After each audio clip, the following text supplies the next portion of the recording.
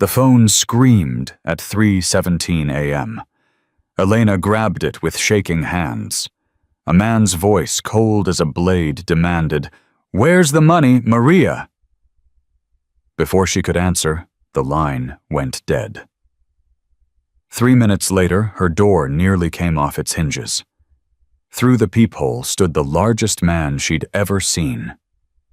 Leather vest, skull patches, Hell's Angels. Her daughter slept 10 feet away. Elena's hand trembled on the lock. She had two choices: open the door to a killer, or wait for him to break it down. Before we continue, please subscribe to my channel and follow this story to the very end. Comment below which city you're watching from. I love seeing how far these stories travel around the world. Now back to Elena's nightmare. Elena's fingers hovered over the deadbolt. Her heart slammed against her ribs so hard she thought it might crack bone. The knocking came again, 3 deliberate strikes that vibrated through the cheap wood like thunder. "Open up!" The voice was deep, controlled, terrifying in its calmness. "I'm not asking twice." She pressed her eye to the peephole again. The man filled the entire frame. His shoulders looked like they could barely fit through her doorway. Tattoos climbed up his neck, disappearing into a jaw covered in dark stubble. His eyes, even through the distorted lens, looked like chips of black ice. Hell's Angels. The patches on his leather vest left no doubt. She'd seen enough news reports, enough crime documentaries. She knew what these men did, what they were capable of. "I'm calling the police," Elena called out, her voice cracking despite her best effort to sound strong. A low chuckle came through the door. "Go ahead. They'll take 20 minutes to get here. I need 30 seconds. Elena's phone was in her bedroom, 10 steps away. Might as well have been 10 miles. "What do you want?" she demanded. "Maria Santos. She owes my club $50,000. This is her last known address." "There's no Maria here. I've lived in this apartment for 3 years. You have the wrong place." Silence. Elena held her breath. Maybe he would leave. Maybe this nightmare would end as quickly as it began. "Prove it." "What? Open the door. Show me your ID. Prove you're not Maria, and I'll walk away." Elena's mind raced. If she opened that door, he could force his way in. He could do anything. But if she didn't, the thin plywood wouldn't hold against a man his size. She'd seen the maintenance requests pile up. She knew how flimsy the locks were. "I have a daughter," Elena said, her voice breaking. "She's sleeping. Please, I'm not who you're looking for." The silence stretched longer this time. When the man spoke again, something had shifted in his tone. Just barely. Just enough. "How old? What? Your daughter? How old is she?" Elena hesitated. Why did he want to know? Was he calculating how much leverage he had? Or was it something else? 6. She's 6 years old. Her name is Sophie. She has school tomorrow. Please, please, just leave us alone." She heard him exhale through the door. A long, heavy breath that seemed to carry weight she couldn't understand. "Open the door," he said again, but the edge had dulled. "Show me your ID. I'll verify you're not Maria, and I'll be gone. You have my word." The word of a Hell's Angel, the word of a man who had a little sister once. Elena didn't know why that made her do it. Later she would replay this moment 1,000 times, wondering what possessed her to slide the chain off, to turn the deadbolt, to crack open the door to a stranger who could have ended her life in seconds. But she did. The door opened 6 inches, as far as the secondary chain would allow. Elena pressed her driver's license against the gap, her hand trembling so badly the plastic rattled. The man leaned in. His face was close enough now that she could see the scar running along his left cheek. The permanent crease between his eyebrows, the way his eyes scanned the ID, with practiced efficiency. Elena Vasquez, he read aloud. This address. 3 years. That's what I told you. He straightened up. For a moment, Elena thought it was over. He would turn around, walk away, become nothing but a terrifying story she'd tell her sister next week. Then his head snapped toward the parking lot. Get back, he ordered, his entire body going rigid. What now? The urgency in his voice bypassed Elena's fear and went straight to her survival instincts. She stumbled backward, the chain still attached to the door half open. The man's hand shot to his waist, and suddenly there was a gun in his grip, black, massive, an extension of his arm. Close the door, he commanded. Lock it. Get your daughter. Get in the bathroom. Do not come out until I tell you. What's happening? They followed me. His voice had gone cold again, but this time the ice wasn't directed at her. This time it felt almost protective. The Diablos. Rival club.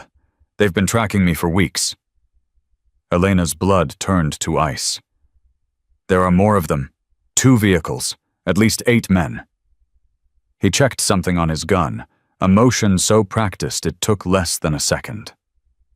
They saw me come to your door. They'll assume you're connected to me now. I'm not connected to you. I don't even know your name. Doesn't matter. His eyes met hers through the gap in the door. Black as midnight, but burning with something fierce. In their world, proximity is guilt. You answered your door to a Hell's Angel. That makes you a target. Elena's legs threatened to give out. This couldn't be happening. 20 minutes ago, she'd been asleep, dreaming about Sophie's upcoming birthday party. Now she was caught between 2 warring motorcycle gangs, her daughter sleeping peacefully while violence gathered outside. What do I do? She whispered. I told you. Bathroom. Daughter. Now. And you? The man's jaw tightened. I handle the Diablos. Then I come back. Then we figure out how to keep you alive. He said it like it was simple. Like handling 8 armed men was just another item on a to-do list. Why would you do that? Elena asked. You don't know me. I'm nothing to you. Something flickered across his face, pain old and deep surfacing for just a moment before he buried it again. Because I wasn't fast enough once, he said quietly. And a little girl paid the price. I won't let that happen again. Before Elena could respond, he was moving.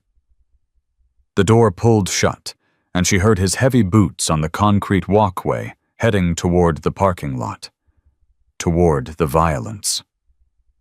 Elena's body finally unfroze. She ran to Sophie's room, scooping her daughter out of bed. Sophie mumbled sleepily, her arms wrapping around Elena's neck on instinct. Mommy, what's happening? Shh, baby. We're playing a game. We're going to hide in the bathroom, okay? Like hide and seek. It's dark out. I'm sleepy. I know, sweetheart. I know. But we have to be very quiet. Can you do that for Mommy? Sophie nodded against her shoulder, already drifting back toward sleep. The trust in that small gesture nearly broke Elena. Her daughter believed her, believed that everything was okay, that Mommy would keep her safe. Elena prayed she could live up to that trust. She made it to the bathroom just as the first gunshot cracked through the night. Sophie jerked awake, her small body going rigid. Mommy, it's okay, baby. It's just fireworks. Someone's having a party. In the middle of the night, some people are silly like that. More gunshots, rapid, controlled. Then shouting voices Elena didn't recognize, full of rage and pain. She pressed herself into the corner of the bathtub. Sophie clutched to her chest and prayed to a god she hadn't spoken to in years. The sounds of combat continued for what felt like hours, but was probably only minutes. Gunfire. Breaking glass. A scream that cut off abruptly. The thud of bodies hitting pavement. Then silence. Elena didn't move. didn't breathe. Sophie had buried her face in her neck, trembling but quiet. Such a brave girl. Such a good girl. Footsteps approached the apartment. Heavy. Deliberate. Elena's hand found the scissors she'd grabbed from the sink on her way in. Pathetic defense against a gun, but it was something. If anyone tried to hurt Sophie, she would fight. She would die fighting. The bathroom door opened. Elena raised the scissors, ready to strike. Easy. The Hell's Angel stood in the doorway, hands raised slightly. Blood splattered his face, his vest, his arms. Some of it was clearly his, a gash above his eyebrow dripped steadily. Most of it wasn't. "They're gone," he said simply. "The ones who could still run ran. The ones who couldn't." He didn't finish the sentence. He didn't need to. Elena's arm fell. The scissors clattered into the tub. "You came back," she whispered. "Told you I would." There were 8 of them. There were. He wiped blood from his eye with the back of his hand, wincing slightly. "Now there aren't." Sophie lifted her head, blinking at the stranger covered in blood. Elena tensed, ready to shield her daughter from the horror. "You're hurt," Sophie said softly. The man's expression shifted. The cold mask cracked, and for just a moment Elena saw something raw and vulnerable underneath. "Just a scratch, little one." "Mommy can fix it. She's a nurse. She fixes people." Elena watched the Hell's Angel's throat work as he swallowed. He looked at Sophie like she was a ghost, like she was someone else entirely. "That's so..." His voice had roughened. "Sophie, baby, why don't you..." "It's okay." The man lowered himself slowly, crouching to Sophie's level, despite the pain the movement clearly caused. "What's your name?" "Sophie Marie Vasquez. I'm 6 3/4. The 3/4 is important because my birthday is coming." "Sophie Marie." He said it like he was memorizing a prayer. "That's a beautiful name." "What's your name?" "Dante. But people call me Ghost." Sophie's eyes went wide. "Like a real ghost?" "Something like that." Elena watched this exchange with a mixture of terror and wonder. This man had just killed she didn't even know how many people. His hands were stained with blood that was still wet. And here he was, crouching in her bathroom, speaking to her daughter with more gentleness than Sophie's own father had ever shown. "Sophie, baby, I need you to go to your room and wait for me, okay? But Mommy, just for a few minutes. Take Mr. Bear. I'll come get you soon." Sophie looked between her mother and the stranger, her young mind processing far more than Elena wanted her to. "You'll fix Ghost's face?" Sophie asked. "I'll try." "Good. Blood is yucky." Sophie slid out of the tub, grabbed her stuffed bear from where Elena had dropped it, and padded to her room with the calm acceptance only children possess. The moment she was gone, Elena's composure cracked. "What the hell is happening?" she demanded, her voice rising. "Who are you? Who were those people? Why is there blood all over my... Breathe! Don't tell me to breathe. There are dead men in my parking lot." Dante rose to his full height, and Elena remembered suddenly how small she was compared to him. How easily he could hurt her if he wanted to. But he didn't move toward her. He simply stood there, bleeding, waiting. "I need to make some calls," he said quietly. "People will come. They'll clean up the mess. By morning there won't be any evidence." "Clean up?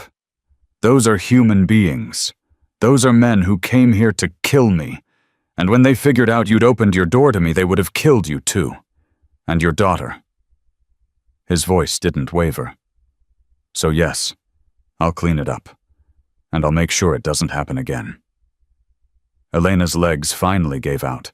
She sank onto the edge of the tub, her head in her hands. "This can't be happening. This can't be real." "It is." She heard him shift, and when she looked up, he was holding out his hand. "Come on, you shouldn't stay in here."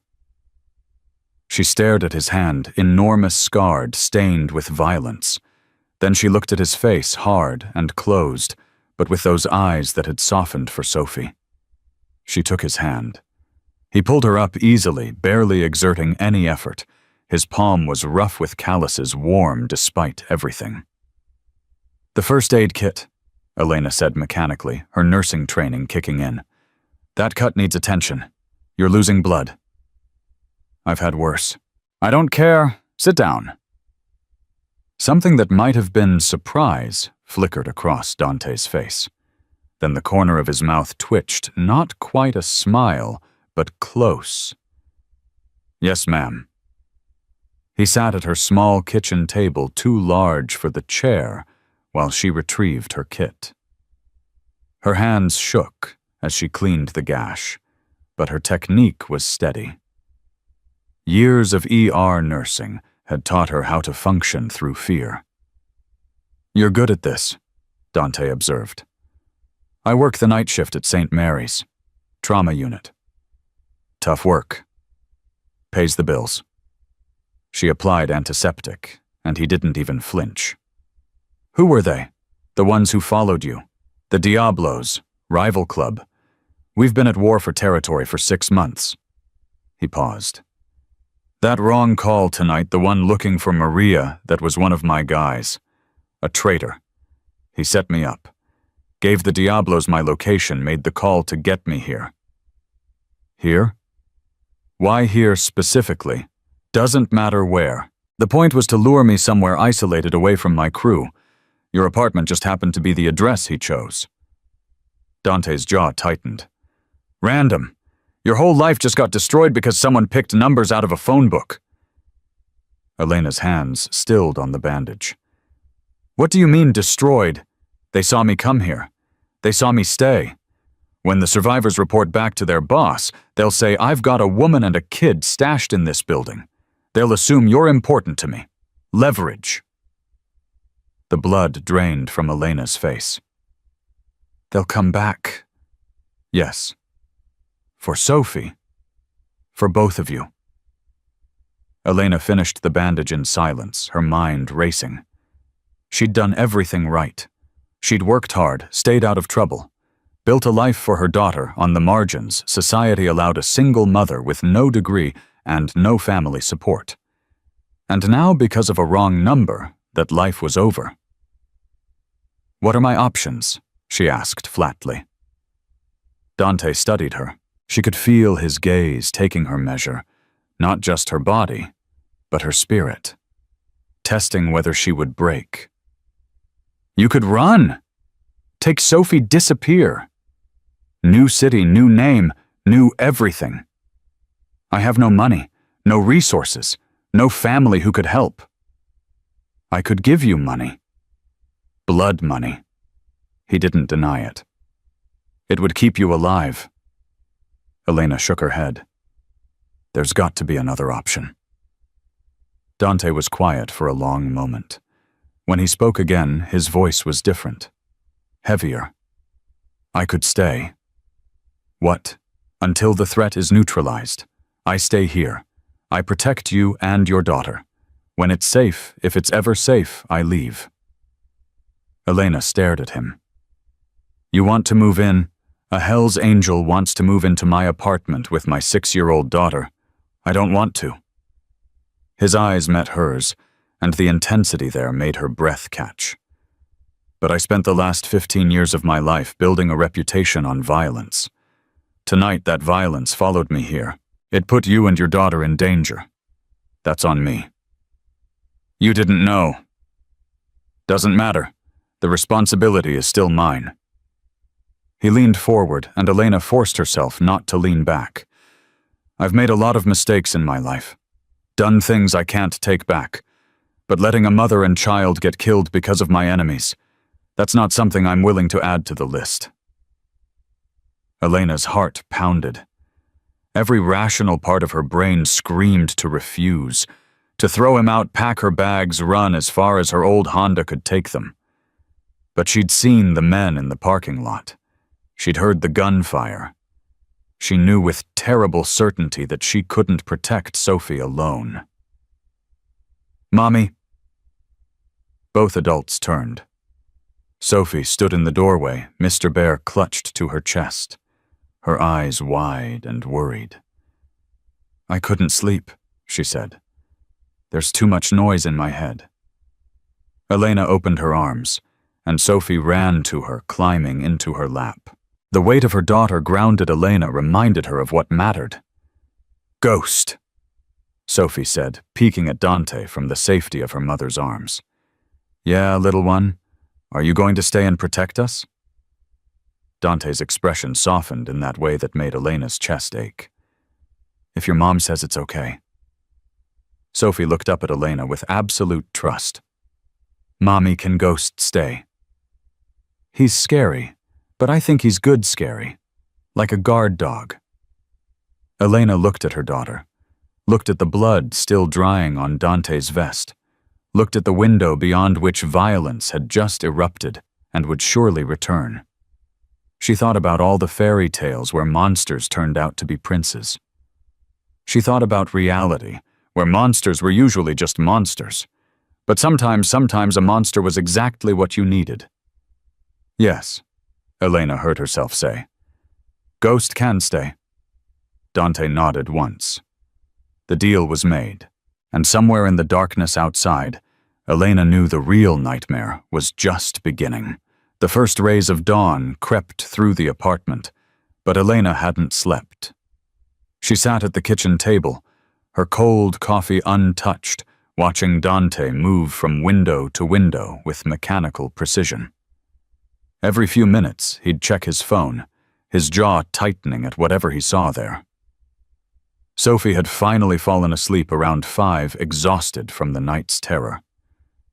Elena had tucked her in twice, kissed her forehead 3 times, and stood in her doorway for 10 minutes, just watching her breathe. "You should rest," Dante said without turning around. "I could say the same to you. I don't sleep much. Ever. Not anymore." Elena wrapped her hands around her mug, seeking warmth that wasn't there. "What happens now? What's the plan?" Dante finally turned to face her. In the morning light, he looked even more dangerous than he had in darkness. The bandage she'd applied was already seeping through. His eyes were bloodshot, but alert. "My crew cleaned the parking lot 2 hours ago. No bodies, no blood, no evidence. Just like that, we're efficient." Elena's stomach turned. "And the police won't find anything. Your neighbors will think they dreamed the gunshots. Life goes on." "Except for us." Dante crossed the room in 3 long strides, lowering himself into the chair across from her. The furniture creaked under his weight. "I made some calls. The Diablos are regrouping. Their leader man named Cruz, he's not going to let this go. I killed 4 of his men last night, wounded 3 more. That kind of loss demands revenge." "So they'll come back?" "Yes." "When?" "Could be tomorrow. Could be a week. Cruz is patient. He'll wait until he thinks I've let my guard down." Elena's hands trembled. She set down the mug before she dropped it. "I can't live like this. Sophie can't live like this. Waiting for men with guns to break down our door. That's why I'm here. You're one man. I'm enough." The arrogance should have infuriated her. Instead, it sparked something else, a tiny flame of hope she immediately tried to smother. "For how long?" she demanded. "A week? A month? What happens when you get tired of babysitting us? When something more important comes up?" Dante's eyes flashed. "Nothing is more important. You don't even know us." "I know enough." "You know nothing." Elena's voice cracked on the last word. The dam she'd been holding back all night finally broke. Tears spilled down her cheeks. Hot, angry, terrified tears. "I'm a nurse," she choked out. "I work 60 hours a week to keep a roof over my daughter's head. I haven't had a vacation in 4 years. I haven't been on a date in 3. I do everything right. Everything. And now, because of a wrong phone call, my daughter might die. How is that fair? How is any of this fair? She expected him to dismiss her, to tell her life wasn't fair, and she needed to toughen up. Instead, Dante reached across the table and covered her shaking hand with his. "It's not fair," he said quietly. "None of this is fair. You didn't deserve this. Sophie didn't deserve this. But fair stopped mattering a long time ago. What matters now is keeping you both alive." Elena stared at his hand on hers. Massive, scarred, warm. "Why do you care?" she whispered. "Really, the truth." Dante was silent for so long she thought he wouldn't answer. When he finally spoke, his voice was rough with old pain. "I told you I had a little sister. You mentioned it last night. Her name was Lily. She was 8 years old. Blonde hair, blue eyes, laughed at everything." His grip on Elena's hand tightened. "She used to follow me around like a shadow. Drove me crazy. I was 19, thought I was invincible. Thought the club was the only family I needed. Lily would beg me to stay home, play board games with her, watch her stupid cartoons. I always had somewhere more important to be." Elena's tears slowed. She watched Dante's face, watched the mask crack and crumble. "One night I didn't come home. Club business. Always club business. The Diablos had been pushing into our territory and we were planning a retaliation. I was supposed to be at the house, but I chose the meeting instead." His voice dropped to barely a whisper. "They came for me that night. The Diablos. But I wasn't there. So they took Lily instead." Elena's free hand flew to her mouth. "By the time I found out, by the time I got there," Dante's jaw worked. 20 minutes. I was 20 minutes too late. They'd already— He couldn't finish. He didn't need to. "Dante." I held her in my arms while she died. She was so scared. She kept asking why I didn't come, why I wasn't there to protect her. A single tear tracked down his weathered cheek, one he didn't bother to wipe away. "She was 8 years old. Same age Sophie will be in 2 years. Elena understood now. Every gentle word he'd spoken to Sophie. Every time his eyes had softened at her daughter's voice. He wasn't seeing Sophie. He was seeing Lily. "That's why you stayed," Elena breathed. "That's why you won't leave." "I failed her. I won't fail again." His eyes met hers, burning with a ferocity that made her shiver. "I will die before I let anything happen to your daughter. Do you understand me? I will burn this entire city to ashes if that's what it takes." Elena believed him. God help her. She believed every word. "Mommy." Both adults turned. Sophie stood in the hallway, rubbing sleep from her eyes, Mr. Bear dangling from one hand. "I'm hungry." Elena wiped her face quickly, forcing a smile. "Of course, baby. What do you want for breakfast?" "Pancakes. With the chocolate chips." "Okay. Pancakes with chocolate chips." Sophie's gaze shifted to Dante. She studied him with that unnerving directness children possess. "You stayed," she said. "I did. Are you going to stay forever?" Dante glanced at Elena, something unreadable in his expression. "For as long as your mom needs me." Sophie considered this. Then she nodded solemnly and climbed into the chair next to Dante. "Can you make pancakes? I've never made pancakes in my life." "Mommy can teach you. It's easy. You just stir and flip." Elena watched the exchange, her heart doing something complicated in her chest. This man, this killer who'd ended lives just hours ago, was sitting at her kitchen table, while her daughter explained the finer points of pancake construction. Surreal didn't begin to cover it. "I'll start the batter," Elena said, rising. "Sophie, you can show Ghost how to measure the ingredients." "His name is Dante," Sophie corrected. Ghost is his pretend name, like a superhero. Dante's mouth twitched. Something like that little one. The next hour passed in strange domesticity. Elena moved around her tiny kitchen, while Sophie bossed Dante around with cheerful authority.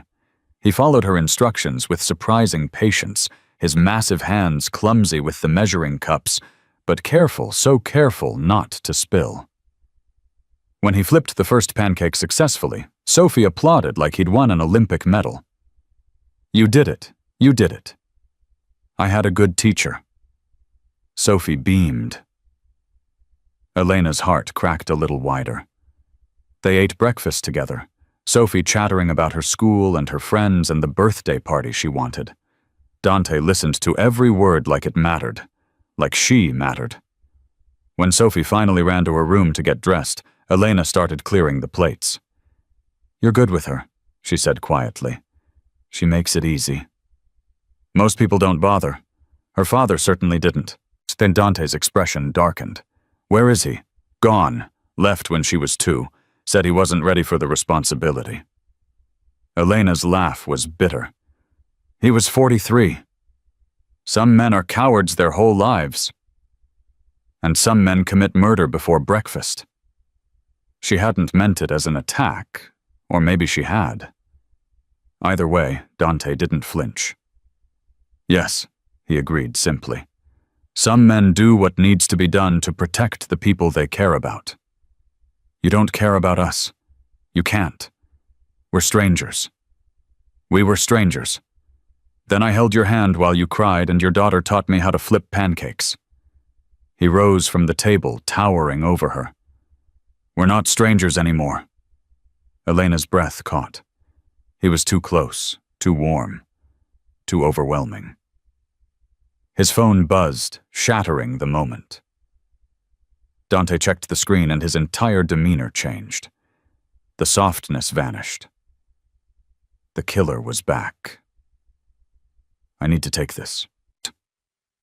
He stepped onto her small balcony, sliding the door closed behind him. Through the glass, Elena watched him pace, his voice rising and falling in angry patterns she couldn't hear. Something was wrong. Something was very wrong. When he came back inside, his face was carved from stone. "What is it?" Elena demanded. "My second in command, Victor. He's been feeding information to the Diablos for months." Elena's blood went cold. "What does that mean?" "It means last night wasn't random. It means they knew exactly where I'd be, exactly when I'd be vulnerable. The wrong number, the address, it was all orchestrated. Victor set me up." "But why? Why would he betray his own club?" "Money, power. Cruz offered him something I couldn't." Dante's hands clenched into fists. "Victor knows everything about me. My routines, my safe houses, my weaknesses." "Does he know about us?" Dante's silence was answer enough. "Oh God." Elena backed away, her hand finding the counter for support. "Oh God. He knows we're here. He knows about Sophie. I'm going to handle it." How can you handle a traitor who knows every move you'll make?" "I'll find a way." "That's not good enough." Elena's voice rang through the small apartment. Sophie appeared in the doorway, her eyes wide with alarm. "Mommy, why are you yelling?" Elena forced herself to calm down, forced her voice to steady. "I'm sorry, baby. We're just having a grown-up conversation. Why don't you go play in your room? Is Ghost leaving?" "No," Dante said firmly, his eyes never leaving Elena. "I'm not going anywhere." Sophie looked between the two adults, her small brow furrowed. "Promise?" Dante crouched down to her level, wincing slightly at the movement. "I promise, little one. I'm going to stay right here and keep you and your mom safe. Nothing bad is going to happen to you. Okay?" Sophie studied his face with that unnerving intensity. Then she reached out and touched the bandage on his forehead. "Does it still hurt?" "Not anymore." "Good." She threw her small arms around his neck in an impulsive hug. I'm glad you're staying, Ghost. Elena watched Dante freeze. For a moment he looked utterly lost, like a man who'd forgotten what affection felt like. Then slowly his massive arms came up to wrap around Sophie's tiny frame. Me too, little one, he said hoarsely. Me too. After Sophie skipped back to her room, Dante straightened up.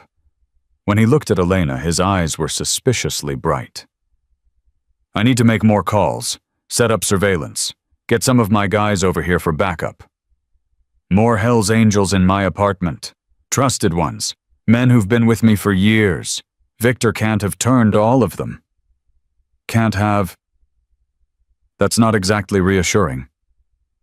It's the best I can offer right now. Elena ran a hand through her tangled hair. She needed a shower, needed sleep, needed this all to be a nightmare she could wake up from. I have work tonight, she said flatly. The hospital. I can't just call out I need the money and people depend on me. Then I'll go with you. You can't stand in the trauma unit all night. Watch me. Dante. Elena. He stepped closer, and she felt the heat of him even through the space between them. Until this is over, you don't leave my sight. Neither of you. That's not negotiable. So I'm a prisoner now. You're protected. There's a difference. Elena wanted to argue, wanted to rage against the loss of control, the upheaval of everything she'd worked so hard to build. But she thought about Sophie's smile at breakfast, about the men who'd come for them last night, about the traitor who was even now plotting their deaths. Fine, she conceded. But we need ground rules. Such as, no weapons around Sophie, not visible anyway. Dante nodded slowly. I can work with that. No club business in my apartment. I don't want to hear about drugs or territory or whatever else you do. Done. And you sleep on the couch, not anywhere else. Something flickered in Dante's expression. I wasn't planning on anywhere else. Elena felt heat rise to her cheeks and hated herself for it. Good. Then we understand each other. We understand each other. The rest of the day passed in uneasy routine. Elena napped while Dante kept watch. Sophie colored at the kitchen table, while Dante made hushed calls on the balcony. By evening, Elena was dressed in her scrubs, dreading the shift ahead. I arranged for a sitter, she told Dante. Mrs. Martinez from downstairs. She watches Sophie when I work nights. No. Excuse me. No sitter. Sophie stays with one of my men. I'm not leaving my daughter with a biker I've never met. Then I'll stay with her, and one of my men will escort you to the hospital. Elena's jaw clenched. You said I don't leave your sight. I said neither of you leaves my sight. Sophie is more vulnerable. She takes priority. The logic was sound. Elena hated that it was sound. I want to meet whoever is escorting me, and I want a picture of them on my phone so I can identify them. Done. An hour later, a man named Miguel showed up at the apartment. He was smaller than Dante, though still large by normal standards, with kind eyes that seemed at odds with his leather vest. Ma'am, he said politely, nodding to Elena, I'll be driving you tonight. You'll also be staying in the parking lot, Dante added. All night. Eyes on every entrance. Understood. Elena kissed Sophie goodbye, lingering longer than usual. Her daughter clutched Mr. Bear and waved from the doorway, looking impossibly small next to Dante's massive frame. Be safe, Mommy. Always, baby. You be good for Ghost, okay? I will. We're going to watch cartoons. Elena glanced at Dante, the feared Hell's Angel who was about to spend his evening watching children's programming with a 6-year-old. Any requests? He asked deadpan. She likes the one with the singing dogs. Noted. Elena laughed despite herself. It felt strange laughter in the middle of terror. But somehow it also felt necessary. The drive to the hospital was tense. Miguel didn't speak unless spoken to, and Elena didn't feel like making conversation. She watched the streets pass, seeing threats in every shadow. Her shift was brutal. 3 gunshot wounds, 2 car accidents, 1 heart attack that didn't make it. By 4 a.m., Elena was running on fumes and vending machine coffee. Her phone buzzed. A text from an unknown number. Sophie's asleep. She ate all her vegetables and brushed her teeth without being asked. Said I could read her 1 story, but I ended up reading 4. She's a tough negotiator. Elena stared at the message, her heart doing something complicated. "Thank you," she typed back. "For everything." His response came immediately. "Get some rest if you can. Tomorrow we plan our next move." Like they were a team. Like he wasn't just a stranger who'd crashed into her life with violence and terror. Elena tucked the phone away and went back to work. But for the first time since that phone call at 3 a.m., she felt something other than fear. She felt hope. And that she knew was the most dangerous feeling of all. 1 week changed everything. Elena stood at the kitchen sink washing dishes she didn't remember dirtying when she caught herself listening for the sound of Dante's boots. He'd stepped onto the balcony 10 minutes ago to take a call, and the silence was making her anxious. When had that happened? When had his presence become something she needed rather than tolerated? Sophie sat at the table, drawing a picture with intense concentration. She'd been drawing constantly since Dante arrived, mostly pictures of the 3 of them together. A tall figure in black. A woman with brown hair. A small girl in the middle, always smiling. "Mommy, how do you spell family?" Elena's heart stuttered. "Family. Why, baby? I'm making a card. For Ghost." "A card?" Sophie held up her artwork proudly.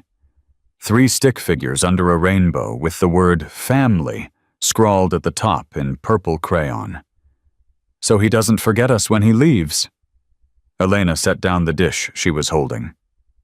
"What makes you think he's leaving? Bad guys always leave in the movies, after they save everyone." "Ghost isn't a bad guy, baby."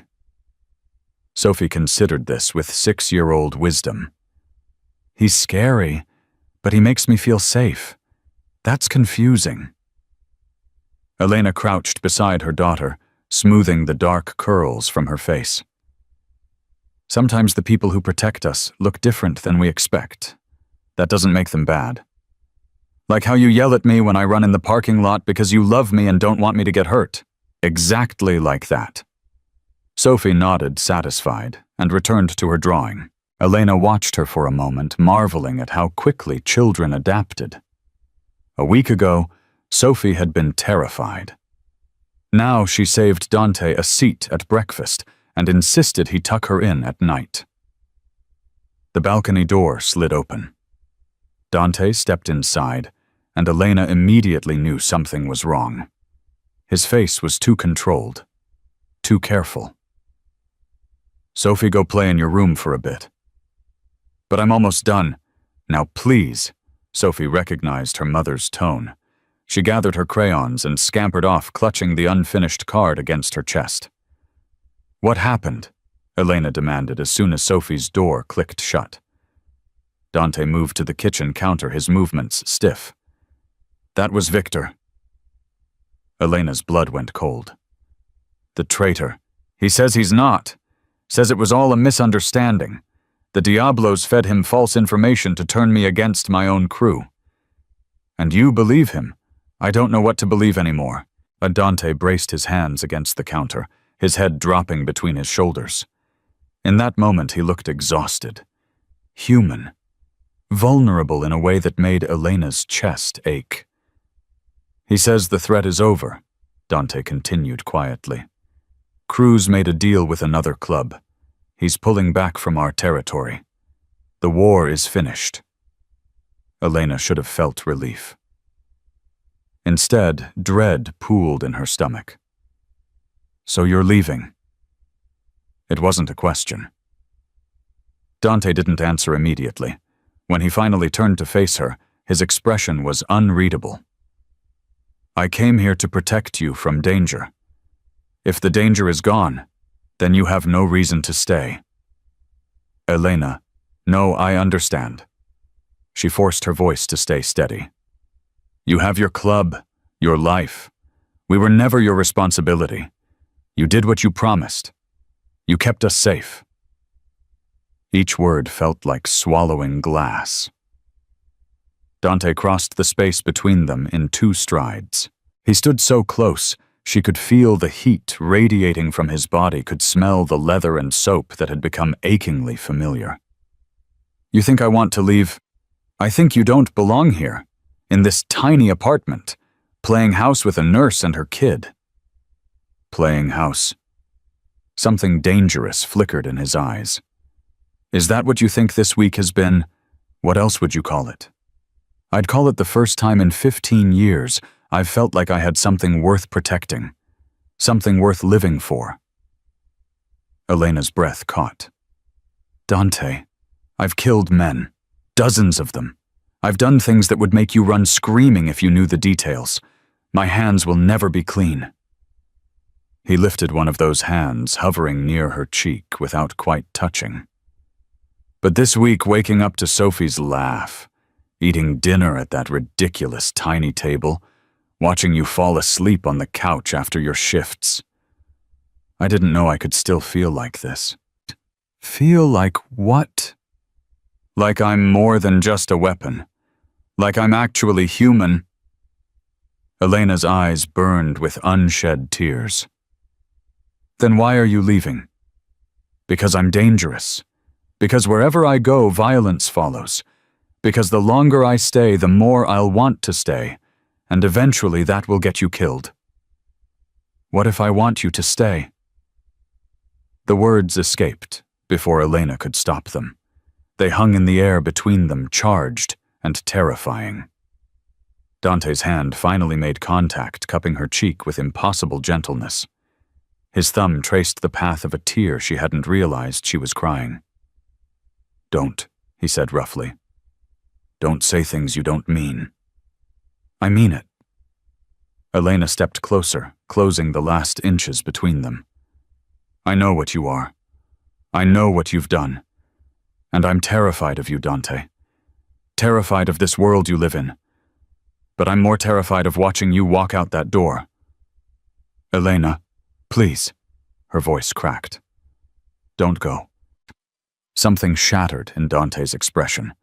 The walls he'd built over 15 years of violence and loss crumbled, and underneath was just a man, broken, desperate, starving for connection. He kissed her. Not gentle. Not careful. His mouth claimed hers with a ferocity that stole her breath. One hand tangled in her hair, while the other pressed against the small of her back, pulling her flush against him. Elena kissed him back with equal desperation. She'd been fighting this pull for days, telling herself it was gratitude or fear or proximity. But it wasn't any of those things. It was him. When they finally broke apart, both breathing hard, Dante pressed his forehead against hers. I'll stay, he rasped. God help us both, I'll stay. Elena laughed, a wet, relieved sound. Sophie will be thrilled. Sophie already owns me. That kid had me wrapped around her finger by day 2. She made you a card, a family card. Dante's eyes softened in that way that made her heart flip. Did she?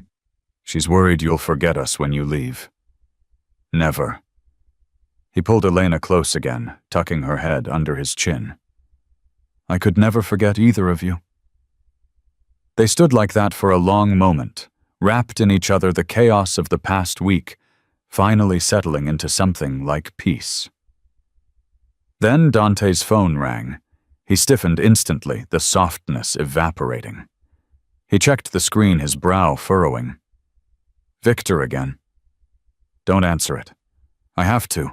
If he's really turned, if this is all a trap, I need to know what he's planning. Elena stepped back reluctantly.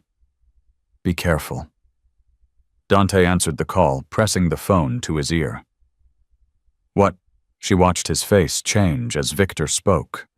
Confusion. Disbelief. Horror. When? Dante demanded. Where are they now? Elena's heart began to race.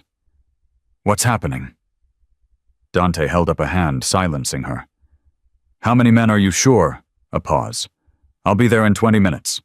He hung up, and when he looked at Elena, his eyes were chips of ice. The Diablos didn't back off. Victor lied. They've been planning something big, a coordinated strike against all our safe houses. But you said Victor was stalling, keeping me here while they positioned their men. Dante was already moving, grabbing his jacket, checking his weapon. I have to go. My brothers need me. Dante, wait. Something feels wrong. Everything feels wrong. That's why I have to fix it. Elena caught his arm. What about us? What about Sophie? Miguel's outside. 2 more of my men are in a car down the street. You'll be protected until I get back. You're leaving us. The anguish in her voice stopped him. He turned, cupping her face in his hands, kissing her hard and fast. I will come back for you. I swear on my life. Dante. Lock the door behind me. Don't open it for anyone but me or Miguel. Anyone else tries to come in, you call me immediately. And then he was gone. Elena stood frozen in the empty kitchen, her lips still tingling from his kiss, her heart pounding with terror she couldn't explain. Something was wrong. Something was very wrong.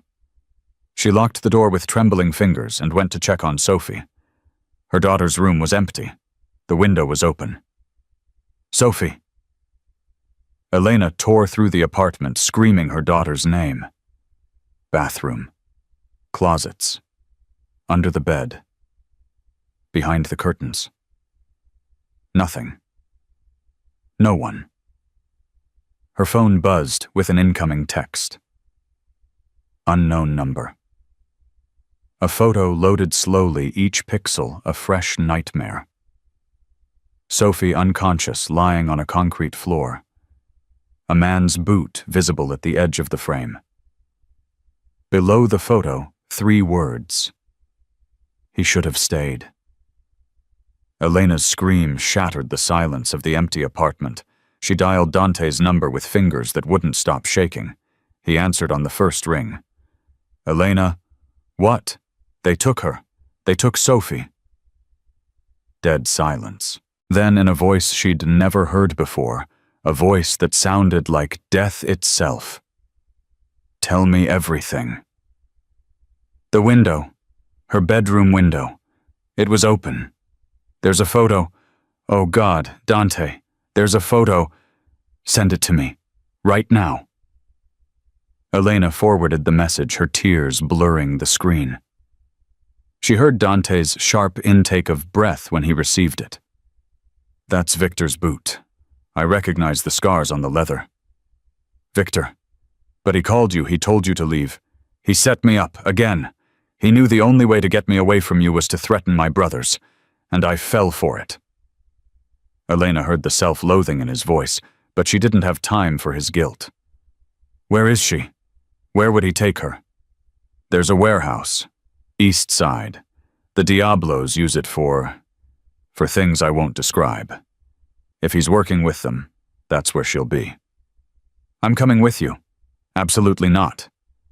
That's my daughter. And if you get yourself killed trying to save her, she loses her mother forever. Is that what you want? Elena's legs buckled. She caught herself on the counter, gasping for air. I can't just sit here. I can't just wait. You won't wait long. I'm going to get her back, Elena. I swear to you. What if you're too late? What if... I won't be too late. Not this time. The conviction in his voice was absolute, terrifying in its intensity. Dante. Elena's voice dropped to a whisper. Please. Please bring her home. I'll bring her home or I'll die trying. There's no third option." He hung up. Elena slid to the floor, clutching her phone to her chest, and began to pray for the first time in years. 20 minutes away, Dante ended the call and immediately dialed another number. "Miguel, change of plans. Victor has the girl." Silence. Then, "Where?" "East St. Warehouse, the one Cruz uses for interrogations." "How many men do you want?" "All of them. Everyone who's still loyal. This ends tonight." "What about Victor? He's still technically second in command. Some of the guys. Victor is a dead man. Anyone who sides with him dies with him. Make that clear." "Understood. We'll meet you at the staging point in 30. Dante hung up and gunned his motorcycle down the empty street. His mind was a storm of rage and fear. Sophie's face, her bright eyes, her trusting smile, the way she said "ghost," like it was the most natural thing in the world. He'd sworn to protect her, sworn on Lily's grave that he wouldn't let another child die because of his failures. And once again he'd left when he should have stayed. Victor had played him perfectly. Used Dante's loyalty to his club against him. The fake emergency, the manufactured threat, all designed to pull Dante away from the one place he needed to be. And now Sophie was paying the price. "Not again," Dante growled into the wind. "Not this time." But he pushed the bike faster, weaving through traffic with reckless speed. Every red light was an enemy. Every slow car was an obstacle between him and the girl who had started calling him family. His phone buzzed. Another unknown number. He answered expecting Cruz, expecting demands. Instead, Victor's smug voice filled his ear. "Hello, brother?" "You're not my brother. You're a corpse that doesn't know it's dead yet." Victor laughed. "Still the dramatic one. That's always been your problem, Ghost. Too much emotion. Makes you predictable." "Where is she? The girl?" "She's fine. For now. Sleeping like an angel. Almost makes me feel bad about what comes next." "I swear to God, Victor. You swear to God that's rich. When's the last time God listened to anything you had to say?" Victor's voice hardened. "Here's how this works. You come to the warehouse, alone, no backup, no weapons. You walk in, you surrender yourself to Cruz, and the girl goes free. And if I don't, then Cruz gets creative. He's been wanting to send you a message for months. The girl would make an excellent canvas." Dante's vision went red. His grip on the phone tightened until the plastic creaked. "If you touch one hair on her head..." 15 minutes, Ghost. That's all the time you have. Come alone, or don't come at all." The line went dead. Dante pulled over his heart, hammering his mind, racing through possibilities. It was obviously a trap. Victor wanted him isolated, vulnerable. The moment Dante walked through that door without backup, he was dead. But if he didn't go, if he waited for his men, Sophie died. No time. No options. Dante dialed Miguel again. "Boss, change of plans.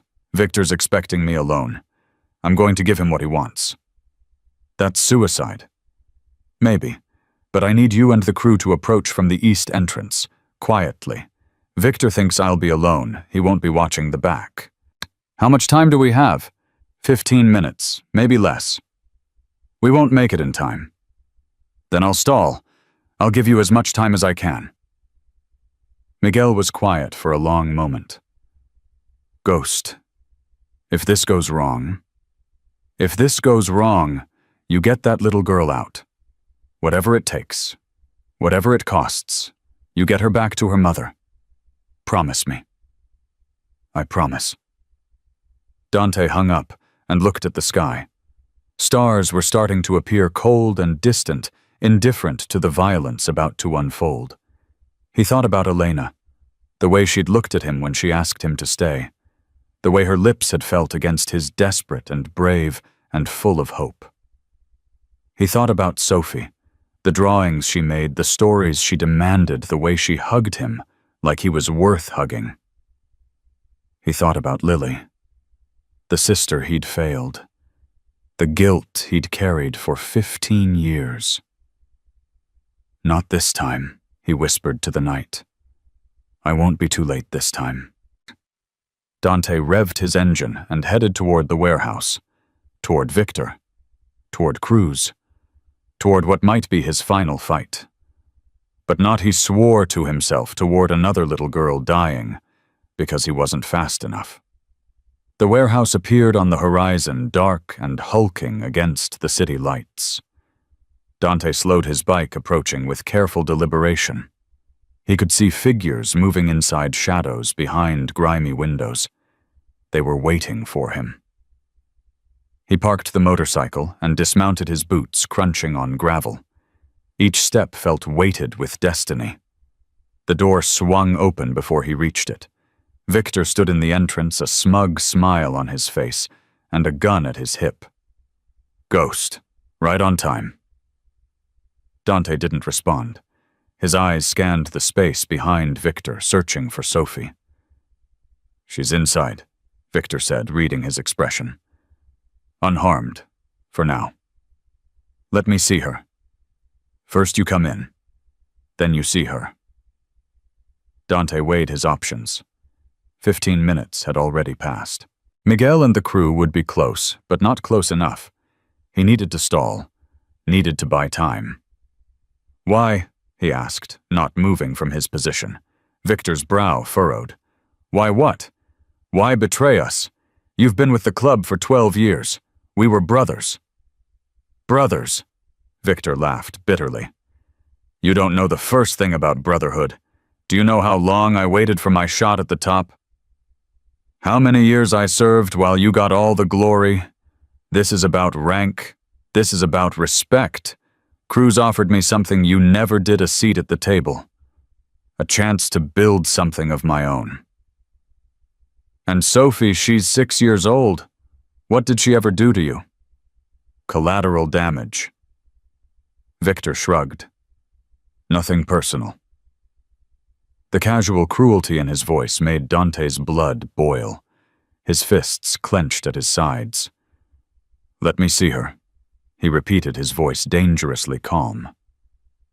Victor stepped aside, gesturing into the warehouse. "After you, brother."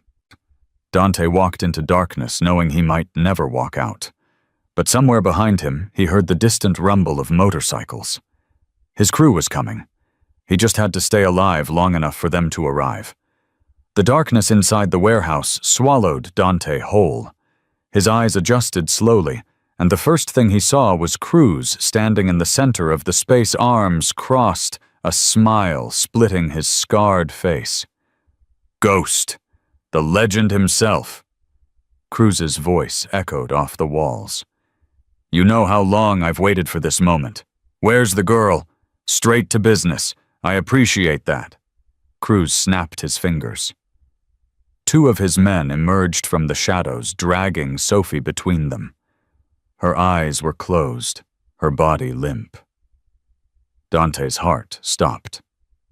"What did you do to her?" "Relax. She's just sedated.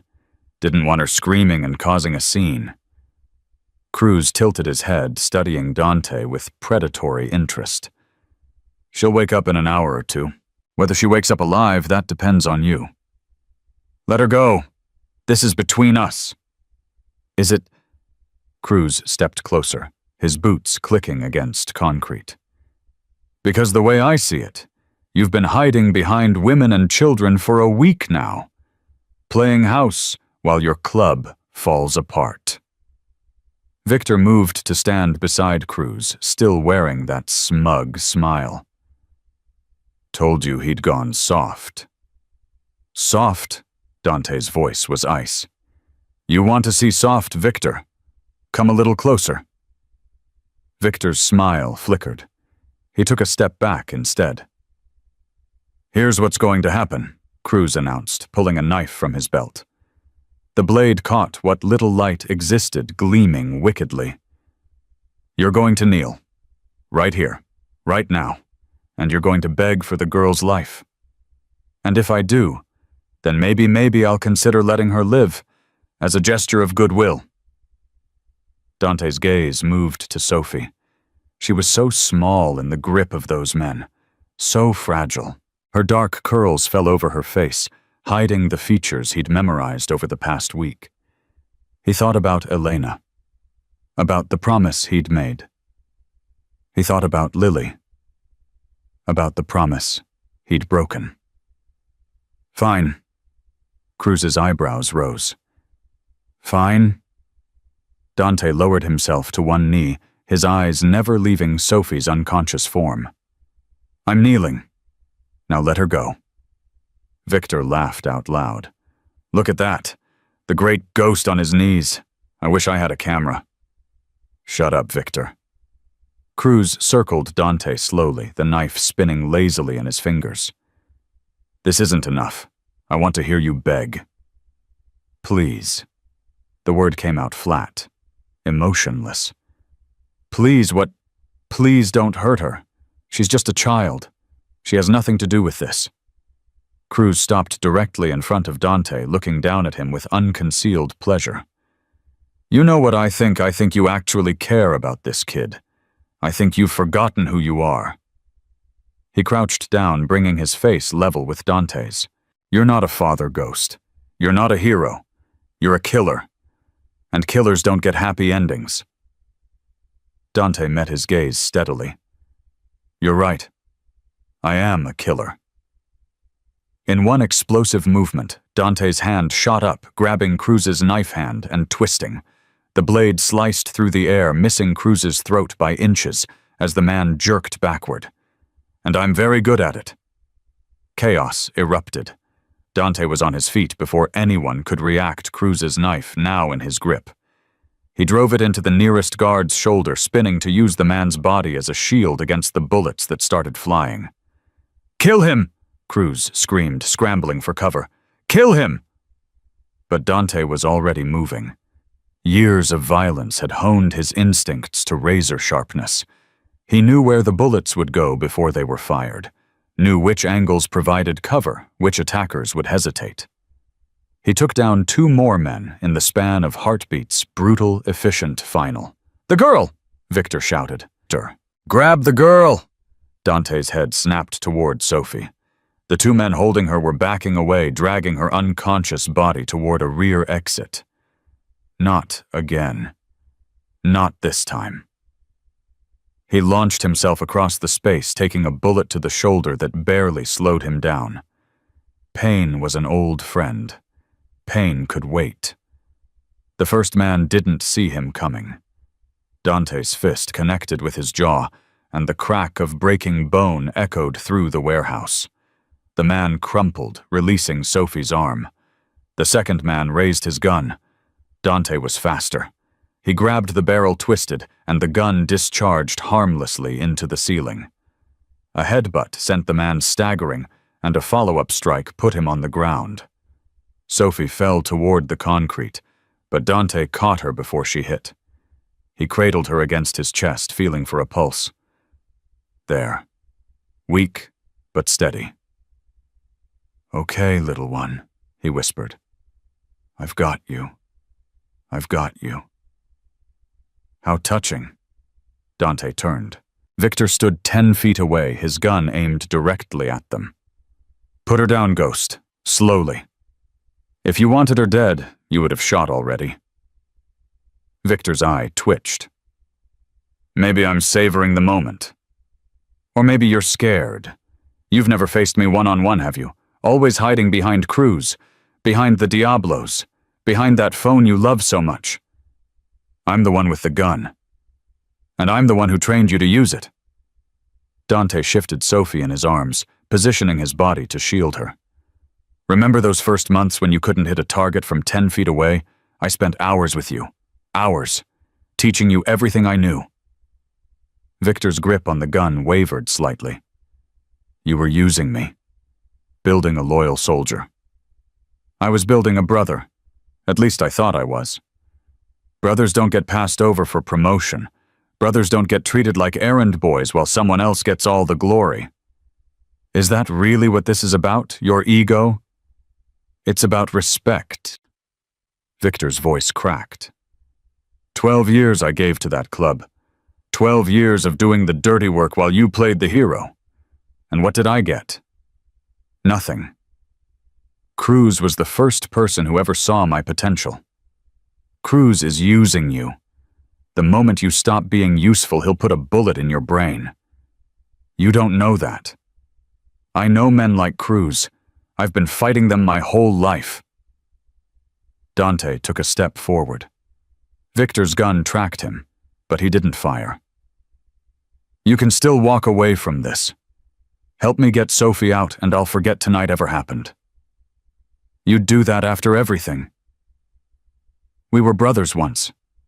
That means something to me, even now. Victor's face contorted with conflicting emotions. The gun trembled in his hands. For a moment, just a moment, Dante thought he might actually lower it. Then Cruz's voice shattered the silence. Shoot him, you coward! Victor's head snapped toward Cruz, who had emerged from cover with blood streaming from a cut on his forehead. Shoot him now or I'll kill you both. Victor turned back to Dante, his expression hardening. I'm sorry, Ghost, but I chose my side. His finger tightened on the trigger. Sophie's eyes flew open. Ghost. The scream startled everyone. Victor's shot went wide, shattering a window somewhere behind Dante. Sophie struggled in Dante's arms, disoriented, but alive. It's okay, little one. I've got you. The bad men. I know. I'm going to keep you safe. But I need you to close your eyes now, okay? Close your eyes and don't open them until I say. Sophie nodded, burying her face against his chest. Victor was aiming again, trying to get a clean shot that wouldn't hit the child. Before he could fire, the rear door exploded inward. Miguel and a dozen Hell's Angels poured into the warehouse, weapons, drawn voices raised in battle cries that had struck fear into enemies for decades. Cavalry's here, boss! Miguel shouted immediately, engaging the nearest Diablos. The warehouse devolved into chaos. Gunfire, screaming, the primal sounds of men fighting for their lives. Dante moved through it all like death incarnate. Sophie pressed against him with one arm, while the other dealt violence to anyone who came too close. He needed to get her out. That was the only thing that mattered. Miguel covered the east exit. On it. Dante ran for the door, dodging bullets, stepping over fallen bodies. Sophie was a silent weight against his chest, her small hands clutching his leather vest with desperate strength. Almost there. Almost Cruz appeared in front of him, blocking the exit. Blood covered half his face. His knife was gone, replaced by a gun aimed directly at Dante's head. You're not leaving, Ghost. Not with her. Get out of my way. Or what? You'll kill me. Cruz laughed bitterly. You're holding a child. You can't fight. You can't run. This is where it ends. You're right about one thing. Dante's voice dropped to a deadly whisper. This is where it ends. He turned his body, shielding Sophie completely, and charged. Cruz fired. The bullet tore through Dante's side, a white-hot explosion of agony that nearly dropped him. But he didn't stop. Couldn't stop. He slammed into Cruz with the force of a freight train, his injured body absorbing the impact, while his free arm wrapped around Cruz's gun hand. They went down together, a tangle of limbs and rage. Sophie tumbled from Dante's grip, crying out as she hit the ground. Close your eyes, Dante roared. Don't watch. He and Cruz rolled across the floor, each fighting for control of the gun. Cruz was fresh, uninjured, stronger by every measure that mattered. But Dante had something Cruz didn't. Something to lose. He headbutted Cruz, feeling the man's nose shatter under the impact. Blood sprayed across both their faces. Cruz's grip on the gun loosened for just a second. A second was all Dante needed. He ripped the weapon free and pressed it against Cruz's forehead. "Wait!" Cruz gasped, his bravado finally cracking. "Wait! We can make a deal. I have money, connections. I can—" "You took her!" Dante's voice was barely human. "You threatened a child. My child. She's not yours. She's more mine than you'll ever understand." The gun roared. Cruz's body went still. Dante pushed himself off the corpse, gasping for air. His side was on fire. Blood soaked through his shirt, pooling on the floor beneath him. "Ghost." Sophie's voice. Terrified, but alive. He crawled toward her, leaving a red trail in his wake. "I'm here, little one. I'm here." She threw herself at him, wrapping her small arms around his neck, despite the blood, despite the violence, despite everything. "I knew you'd come," she sobbed. "I told the bad men. I told them Ghost would save me." Dante's eyes burned with tears he refused to shed. He held her close, breathing in the scent of her hair, feeling her heartbeat against his chest. "Always," he whispered.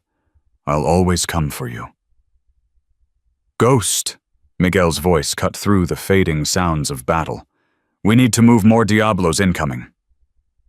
Dante tried to stand. His legs buckled. "Boss, you're hit bad. Let me take the girl." "No." Dante forced himself upright through sheer willpower. "I've got her." "You're going to bleed out." "Then I'll bleed out holding her. We need to go." Miguel didn't argue. He positioned himself on Dante's injured side, providing support as they moved toward the exit. The remaining Diablos were retreating, their leader dead, their forces decimated. The Hell's Angels hadn't escaped unscathed. Dante saw at least 3 of his men being helped by others, but they'd won. They'd won. Outside, the night air hit Dante like a blessing, cool and clean, washing away the stench of blood and gunpowder. "Where's Victor?" he managed to ask. "Ran like the coward he is. We'll find him." "Later. Right now we need to— Dante!" Elena's voice shattered the night. She was running toward them, her scrubs still spotted with blood from her shift, her face streaked with tears. Miguel must have called her. "Sophie." "Oh God, Sophie." Dante carefully transferred the girl to her mother's arms. The moment Sophie felt Elena's embrace, she burst into fresh sobs. "Mommy, Mommy, I was so scared." "I know, baby, I know, but you're safe now. You're safe." Elena looked up at Dante, her eyes taking in the blood soaking through his shirt, the pallor of his face. "You're hurt." "I'm fine." "You're not fine. You're—" Dante's knees gave out. He hit the ground hard, the world spinning around him. Voices shouted his name, Elena, Miguel, Sophie, but they seemed very far away. "Stay with me." Elena's hands were on his face, her nursing training kicking in. "Dante, look at me. Stay with me." "Sophie," he managed to rasp. "Is Sophie okay?" "She's fine. She's right here. But you need to stay conscious. Help is coming." "Had to save her." His eyes were growing heavy. "Couldn't fail again. Couldn't let Lily." "You didn't fail. You saved her. You saved our daughter." "Our daughter." The words wrapped around Dante's fading consciousness like a lifeline. "Stay," Elena begged, tears streaming down her face. "Please, you promised you wouldn't leave us." Dante wanted to answer, wanted to tell her that he had no intention of leaving, that he'd finally found something worth living for. But the darkness was pulling him under, and this time he couldn't fight it. The last thing he heard before unconsciousness claimed him was Sophie's voice, small and fierce. "Wake up, Ghost! You promised! You promised!" Then there was nothing but black. When Dante's eyes opened again, he was in a hospital bed. The steady beep of monitors filled the room.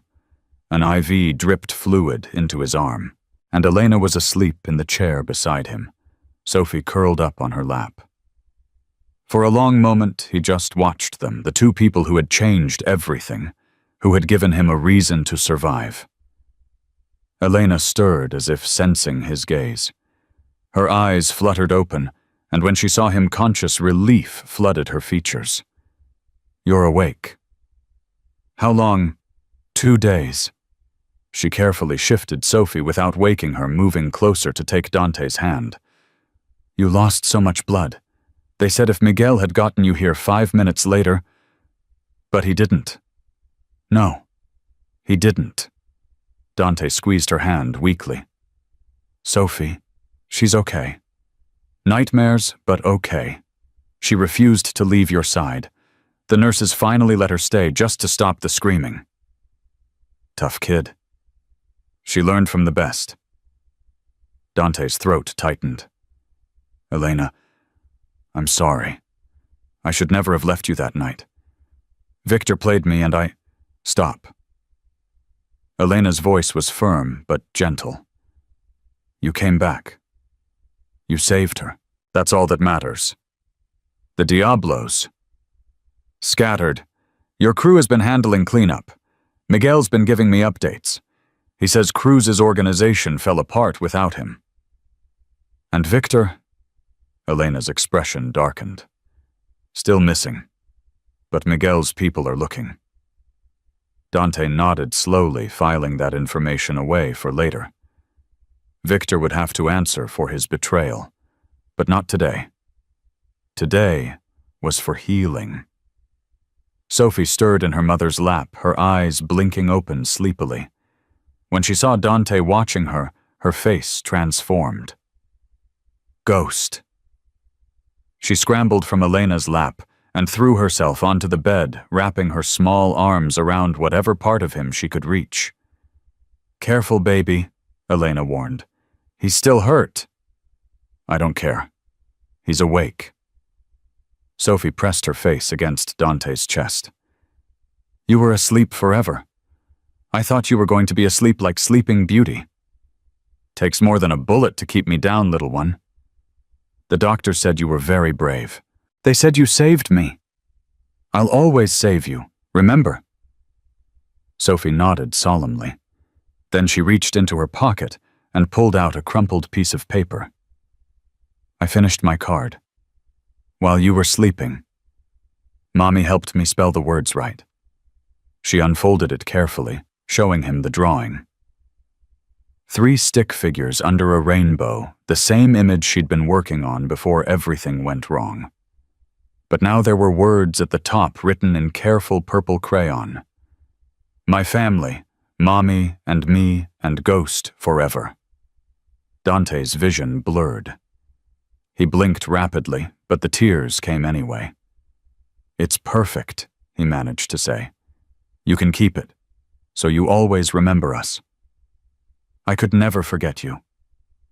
He pulled her closer, ignoring the pain in his side. "Either of you." Elena watched them, her own tears flowing freely now. She reached out her hand, finding Dante's completing the circle. "Stay," she whispered. "Not because we need protection. Not because of the Diablos. Stay because we want you here. Because you're family." Dante looked at the woman who had changed his world, at the child who had saved his soul. "I'm not going anywhere," he promised. "Not ever again." And for the first time in 15 years, he meant it. 3 weeks after the warehouse, Dante stood in Elena's kitchen, struggling with a pancake that refused to flip properly. "You're burning it," Sophie announced from her seat at the table. "I'm not burning it. It's caramelizing." "It's black ghost." Dante looked at the smoking disaster in the pan and sighed. "Okay, maybe I'm burning it." Sophie giggled, that bright, uncomplicated sound that had become the center of Dante's universe. The nightmares still came for her sometimes. She'd wake up screaming, reaching for him, and Elena needing to touch them both before she could believe they were real. But the laughter was coming back. Day by day, the shadows retreated. Elena appeared in the kitchen doorway, still in her scrubs from the night shift. Dark circles ringed her eyes, but she was smiling. "Another pancake casualty. Your daughter is a harsh critic. She learned from the best."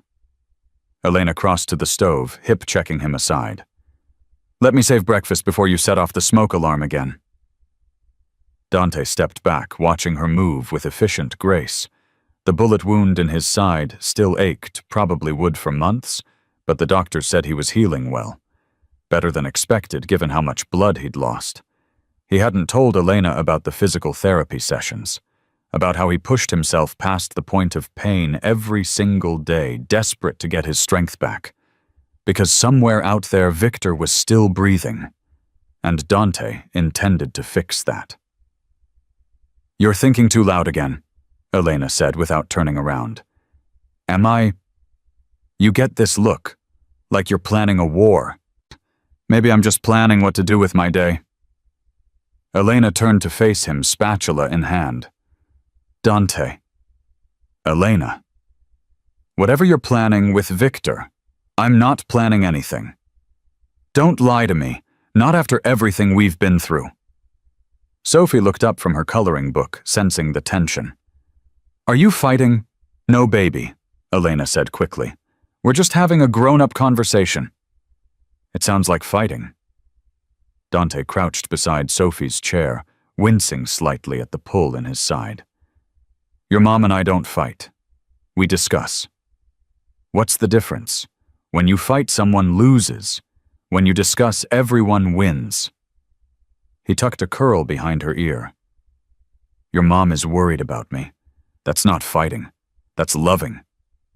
Sophie considered this with her usual intensity. "Do you love Mommy?" The question hung in the air. Dante felt Elena's gaze on his back, felt the weight of the moment pressing down on him. He turned to look at her, at the woman who had opened her door to a monster and somehow found the man underneath. "Yeah, little one. I love your mom very much." Elena's eyes glistened. Sophie beamed. "Good, because I told all my friends at school that you're my new dad." Dante's heart stuttered. "You did... They didn't believe me at first. They said my mom's boyfriend couldn't be a real biker because bikers are mean. But then I showed them the picture of us at the park, and they said you looked scary, but in a cool way." "Sophie Marie," Elena's voice cracked slightly. "When did you take a picture of us at the park? Miguel helped me. He has a phone, too. He said Ghost needed a picture for his wallet because that's what dads do." Dante couldn't speak. His throat had closed around something that felt like hope and terror and love, all tangled together. Elena set down the spatula and crossed to him. She took his face in her hands, forcing him to meet her eyes. "Is that what you want?" she asked softly. "To be her dad." "I don't know how to be a dad. I don't know how to be anything except what? A killer. A weapon. That's all I've ever been." "That's not true." Elena's thumbs traced his cheekbones. "You're also the man who read bedtime stories until his voice went hoarse, who learned to make pancakes badly because a 6-year-old asked, who took a bullet to save a child that wasn't even his. Elena, you're not a weapon, Dante. You're not a monster. You're a man who made terrible choices and is now trying to make better ones. That's all any of us can do." Sophie tugged at Dante's sleeve. "Ghost, are you crying?" "No." He blinked rapidly. "I have something in my eye. Both eyes. It's very dusty in here." Sophie wrapped her small arms around his neck, pressing her face against his chest. "I love you, Ghost. Even if you burn pancakes." Dante held her close, this child who had cracked him open and rebuilt him from the inside out. Over her head, he met Elena's gaze. "I love you too," he said quietly. "Both of you. More than I knew I could love anything." Elena joined them, her arms wrapping around them both. For a moment, the three of them just stood there, tangled together in the smoky kitchen. Then Dante's phone rang. He tensed immediately, the piece shattering like glass. Elena's arms tightened around him. "Don't answer it." "I have to." He gently extracted himself from the embrace. "It's Miguel." He stepped onto the balcony, sliding the door closed behind him. "Talk to me." "We found Victor." Miguel's voice was clipped, professional. "He's been hiding in a motel outside the city. One of our guys spotted his bike this morning." Dante's grip on the phone tightened. "How many men with him?" "None. He's alone. Paranoid as hell, hasn't left the room in 3 days. But he's got to come out eventually." "Send me the address." "Ghost, are you sure about this?" "You're still healing. Let me handle it." "Victor is mine. He made it personal when he took Sophie." "And what about Elena? What about the kid? If something happens to you..." "Nothing is going to happen to me." "You don't know that." Dante closed his eyes, breathing through the rage that threatened to consume him. Miguel was right. He wasn't at full strength. Going after Victor now was risky. But leaving that traitor alive was riskier. "Send the address," he repeated. "I'll handle the rest." He hung up before Miguel could argue further. Through the glass door, he could see Elena and Sophie at the table. Sophie was showing her mother the latest drawing, another family portrait, these more detailed than the first. Elena was smiling, but her eyes kept drifting to the balcony. To him. She knew. She always knew. Dante slid the door open and stepped back inside. Sophie immediately launched into a description of her artwork, but Elena's gaze locked onto his face. "What happened?" "Nothing. Club business." "Dante." "It's nothing, Elena. Just some loose ends that need tying up." "Victor." It wasn't a question. She'd known this moment was coming. They both had. "Sophie, baby, go brush your teeth. We need to leave for school soon." "But I haven't finished showing you." "You can show me after school. Go on." Sophie pouted, but complied, grabbing her drawing and heading for the bathroom. The moment she was gone, Elena turned on him. "You're going after him." "I have to." "You're not fully healed. You can barely lift your right arm above your shoulder." "I'll manage." "What if you don't? What if he kills you? What happens to us then?" Dante reached for her, but she stepped back. Arms crossed, fury and fear warring in her expression. "Elena, you promised. You promised you wouldn't leave us." "I'm not leaving. I'm protecting. There's a difference." "Explain it to me, because from where I'm standing it looks exactly the same. You walk out that door and maybe you don't come back. Sophie has already lost one father. I won't let her lose another." The word hit Dante like a physical blow. Father. She'd called him Sophie's father. "Victor knows where we live," he said quietly. "He knows our routines, our vulnerabilities. As long as he's alive, he's a threat." "Then let Miguel handle it." Miguel wasn't the one Victor betrayed. Miguel wasn't the one who... Dante's voice broke. "He took Sophie. He put his hands on my daughter and gave her to men who would have killed her. How am I supposed to let someone else handle that?" Elena's expression softened slightly. "Your daughter, she's mine. Maybe not by blood, but by every way that matters." He stepped closer, and this time Elena didn't retreat. "I failed, Lily. I spent 15 years carrying that guilt, letting it poison everything I touched. But I saved Sophie. I got there in time, and I will not let the man who took her walk free. Dante, I'm coming back. I swear to you. But I need to finish this. For Sophie. For us. For the life we're trying to build." Elena studied his face for a long moment. Then slowly she uncrossed her arms and reached for him. If you die, I will find a way to bring you back just so I can kill you myself. Despite everything, Dante laughed. Understood. I mean it. No heroics, no taking unnecessary risks. You get in, you handle Victor, you come home. That's the plan. Plans change. Promise me you'll adapt. He pulled her into his arms, breathing in the scent of her hair. I promise. Sophie appeared in the hallway, toothbrush still in hand, foam dripping down her chin. Are you hugging again? Yes, Elena said. We're hugging again. Can I hug too? Always, baby, always. Sophie ran to join them, toothpaste and all, and for a moment the three of them were tangled together again. A family built on chaos and violence and love. Dante held them both as long as he could. Then he let go. The motel was exactly the kind of place Victor would choose, anonymous, run down the sort of establishment that didn't ask questions. Dante parked his bike 2 blocks away, approaching on foot, despite the protest from his injured side.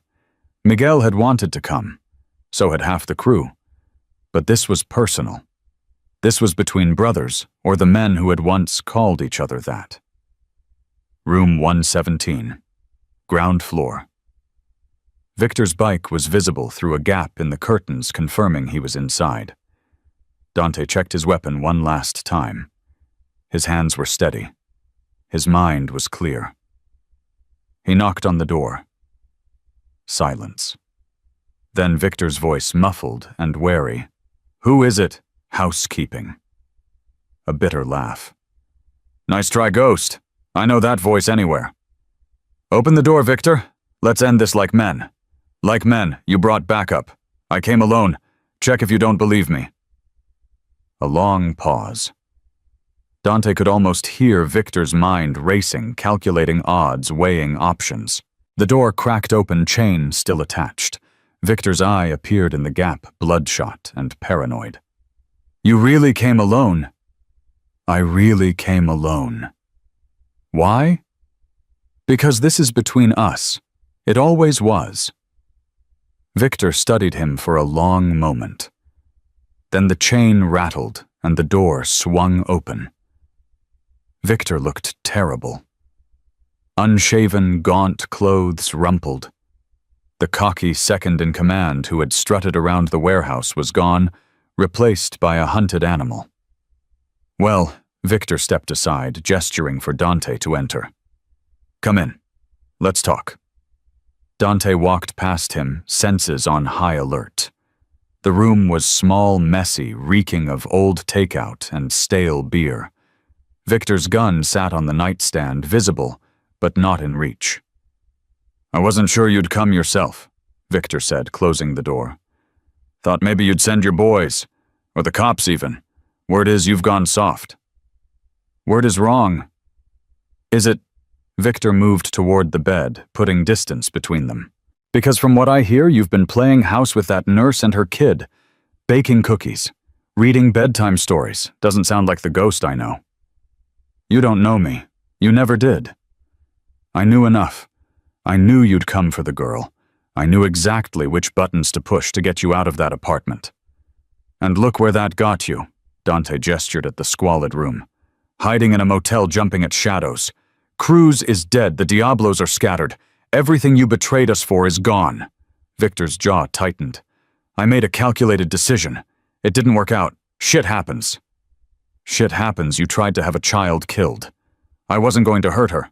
That was Cruz's call. You gave her to him. You put her in his hands. That makes you just as guilty. She was leverage. That's all. She was 6 years old.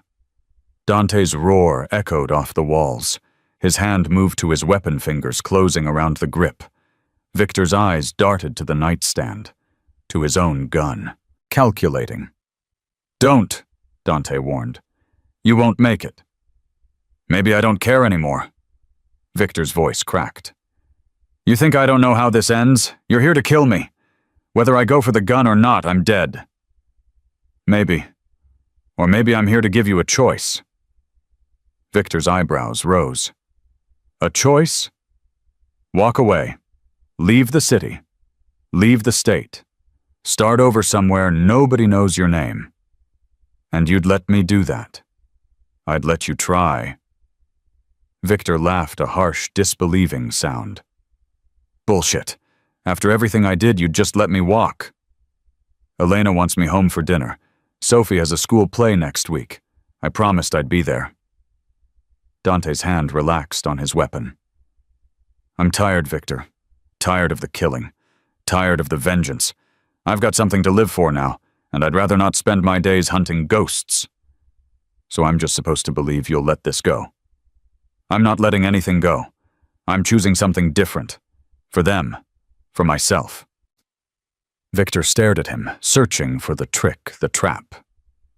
You've really changed, he said finally. The ghost I knew would have put a bullet in my head the moment I opened the door. The ghost you knew didn't have a family. The word hung between them. Family. Something Victor had never understood. Something he'd tried to destroy. And if I don't leave, Victor asked quietly, if I stay in the city, then I'll find you again, and next time there won't be a choice. Victor nodded slowly. He looked at his gun on the nightstand, then back at Dante. I need to get some things. Money. Papers. Give me 48 hours. You have 24. Dante. 24 hours, Victor. After that, the offer expires. Victor's shoulders sagged. The fight had gone out of him, if there had ever been any fight left to begin with. For what it's worth, he said. I never wanted to hurt the kid. I really didn't. Cruz pushed for it. I tried to. I don't care what you tried. Why Dante's voice was ice. You made your choices. Now live with them. He turned and walked toward the door. Ghost. Dante paused, hand on the knob. That family you've got. The nurse and the kid. They're lucky. To have someone who'd burn down the world for them. Dante didn't respond. He opened the door, stepped into the daylight, and walked away. Behind him, he heard Victor's door close softly. He didn't look back. Elena was waiting on the porch when he pulled into the driveway. Her face was tense with worry, hands clasped together, eyes scanning him for new injuries. The moment he dismounted the bike, she was running toward him. You're okay. You're okay. I'm okay. She threw her arms around him, holding tight enough to hurt. What happened is Victor gone. He's leaving the city. We won't see him again. Elena pulled back, searching his face. You let him go. I gave him a choice. He chose life. I didn't think you'd, neither did I. Dante tucked her hair behind her ear. Turns out I'm full of surprises and ghost. Sophie came barreling out of the house, still in her school uniform, pigtails flying behind her. Dante caught her as she launched herself at him, ignoring the flare of pain in his side. You came back. I promised I would. Mommy was worried. She kept looking out the window. I know, little one, but I'm home now. Home. The word felt strange on his tongue. Strange, but right. Elena watched them, her eyes bright with tears she was trying not to shed. Come inside, she said softly. Dinner's almost ready. They ate together at the tiny kitchen table, Sophie chattering about her day, Elena listening with patient attention, Dante absorbing it all like a man dying of thirst. This was his life now. Not violence and vengeance, not endless wars over territory he didn't care about. This, a woman who loved him despite everything. A child who called him Dad. A home filled with laughter and burnt pancakes and mismatched dishes. After dinner, Sophie demanded a bedtime story. Then another. Then a third. One more, she pleaded, her eyes already drooping. One more. But then sleep. He read to her until her breathing deepened and her grip on Mr. Bear relaxed. Then he sat there for a long time, just watching her sleep. His daughter. His family. His reason for being. Elena found him there an hour later. She's out, dead to the world. Come to bed. Dante rose carefully, pressing a kiss to Sophie's forehead before following Elena to their room. Their room. Another thing that had changed without him noticing. They lay together in the darkness, her head on his chest, his arm wrapped around her. I made a decision today, Dante said quietly. About Victor. About everything. The club, the life, all of it. Elena propped herself up on one elbow, studying his face in the dim light. What kind of decision? I'm stepping back. Not completely. The club will always be part of who I am. But I'm done with the front lines. Done with the killing. Done with being a weapon. Can you do that? Just step back. I'm passing my position to Miguel. He's been ready for years.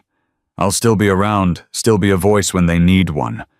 But the wars, the territory disputes, the violence, that's not my life anymore. Elena's breath caught. You're serious? I want to be here for Sophie's school plays. I want to learn how to make pancakes that don't catch fire. I want to grow old with you, Elena. And I can't do any of that if I'm dead in an alley somewhere. Dante, I love you. The words came easier now. I love Sophie. And I choose you, both of you, over everything else. Elena kissed him, then slow and deep and full of promise. I love you too, she whispered against his lips, even though you're terrible at pancakes. Dante laughed, a real laugh free of shadows. Outside the night was quiet. The world kept turning. Somewhere Victor was running toward a new life, and the club was adjusting to its new reality. But here, in this small house, with its tiny kitchen and mismatched furniture, Dante had found something he'd never expected to have. Peace. 3 months later, Sophie's 7th birthday party filled the backyard with laughter and screaming children. Elena stood at the grill, somehow managing to flip burgers while directing traffic among a dozen sugar-fueled kids. Miguel had shown up with balloons and an enormous stuffed bear that was almost as big as Sophie. Dante sat on the porch steps, watching it all with something that felt suspiciously like contentment. Sophie ran up to him, cake frosting smeared across her face, pigtails coming loose. Ghost, come play with us. I'm an old man, little one. Old men don't play tag. You're not old. You're just scared I'll beat you. Dante raised an eyebrow. Is that a challenge? Maybe. He groaned theatrically, but let her pull him to his feet. The other kids scattered, shrieking, as the big, scary biker joined the game. Elena caught his eye across the yard and smiled. This was his life now. Birthday parties and bedtime stories. School plays and Sunday mornings. A woman who loved him. A daughter who needed him. A family he would protect with everything he had. The man who had answered a wrong call at 3 a.m. was gone. In his place stood something better, something whole. Sophie tagged him, then sprinted away before he could react. You're it, Ghost. Dante grinned and gave chase, his heart fuller than he'd ever imagined possible. Because in the end, it wasn't the violence that defined him. It wasn't the leather or the tattoos or the reputation. It was this: a little girl's laughter, a woman's love, and the courage to choose a different path. That night, after the guests had gone, and the cake had been demolished, and Sophie had finally crashed from her sugar high, Dante stood in his daughter's doorway watching her sleep. Elena appeared beside him, sliding her arm around his waist. "What are you thinking about? That wrong call at 3 a.m. If I hadn't answered, if I'd let it go to voicemail, you'd never have found us. I'd never have found me." He pulled her close. "You saved me, Elena. You and Sophie. You gave me something I didn't know I was looking for." "And what's that?" Dante looked at his daughter, at his partner, at the life he'd built from the ashes of everything he used to be. A reason to stay. Elena kissed his cheek and tugged him toward their bedroom. Behind them, Sophie slept peacefully, Mr. Bear clutched in her arms the family card she'd made for Dante, pinned proudly to the wall above her bed. 3 stick figures under a rainbow. Mommy, Sophie, Ghost, forever. And somewhere in the quiet night, Lily smiled too. Thank you for following this story to the very end. If Elena's courage and Dante's redemption touched your heart, please subscribe and share. And don't forget to comment below, where in the world are you watching from? Your support means everything. Until next time, remember, sometimes the person we need most arrives in the most unexpected way at the most unexpected hour. And sometimes all it takes is one whispered plea, "Please don't go," to change everything.